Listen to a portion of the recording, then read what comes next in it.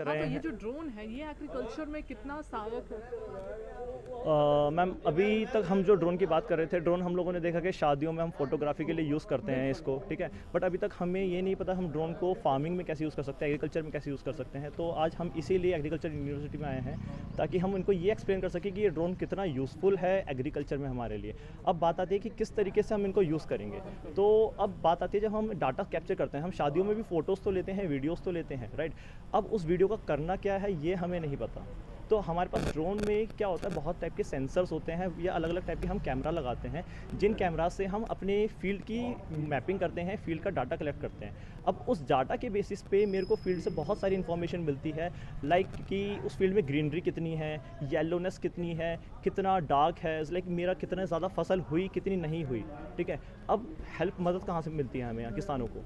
किसानों को मदद इसलिए मिलती है इसमें कि किसानों को अब रोज़ अपने पूरे खेत का मुआयना नहीं करना, ठीक है। वो अपने ड्रोन को ऑटोनोमस मोड पे, ऑटोनोमस मतलब वो अपने आप जाएगा, पूरी मैपिंग करके वापस आ जाएगा, ठीक है। आपको सारा डाटा दे देगा। अब क्या आपको बैठ के पूरी वीडियो देखनी पड़ेगी ये समझने के लिए कि मेरे ड्रोन ने क्या डाटा दिया या मेरी फसल में क्या डाटा आया? नहीं, ये ऑटोमेटिकली एआई के थ्रू, दैट इज़ जो हमारे आजकल करंट टेक्नोलॉजी है, एआई के थ्रू ये हमें पूरा डाटा बता के देता है कि यहाँ पे इस चीज़ की कमी है, दैट इज़ यहाँ पे पानी की कमी है, नमी नहीं है ज़मीन में, यहाँ पे आपको पानी देने की ज़रूरत है, यहाँ पे आपको आपकी जो फसल है उसमें कीड़े लगे हुए हैं, वीड्स हैं, पेस्टिसाइड्स हैं, ठीक है। यहाँ पे आपकी फसल की ग्रोथ नहीं हो रही है, आपने एक पूरी बड़ी फार्मिंग की। अब ऐसा नहीं होता कि एक खेत में हर जगह बराबर की फसल उपजाऊ होती है।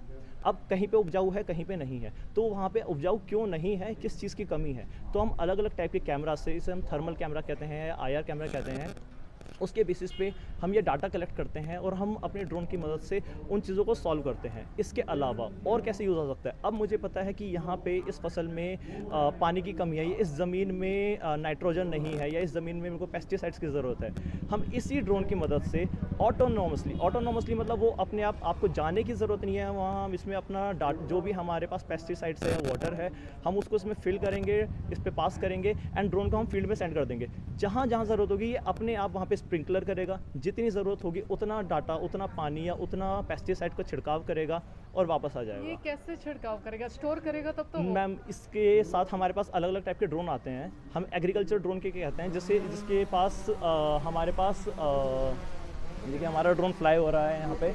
अब यहाँ पे जो कैमरा है उसकी मदद से हम सारा डाटा कैप्चर कर सकते हैं कि कौन कौन सा डाटा इसमें आ रहा है या फिर यहाँ पे कितने लोग हैं। अब और कैसे मदद मिल सकती है?